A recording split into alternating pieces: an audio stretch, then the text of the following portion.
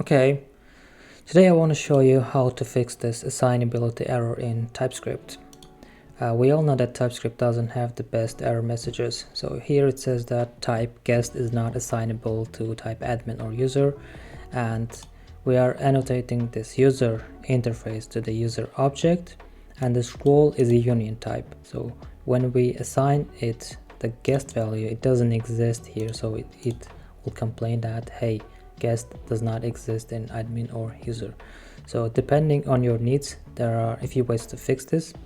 The first one, if you think that the role has to be guest, so just go ahead and simply extend this and add guest to the union type, and it should fix the problem.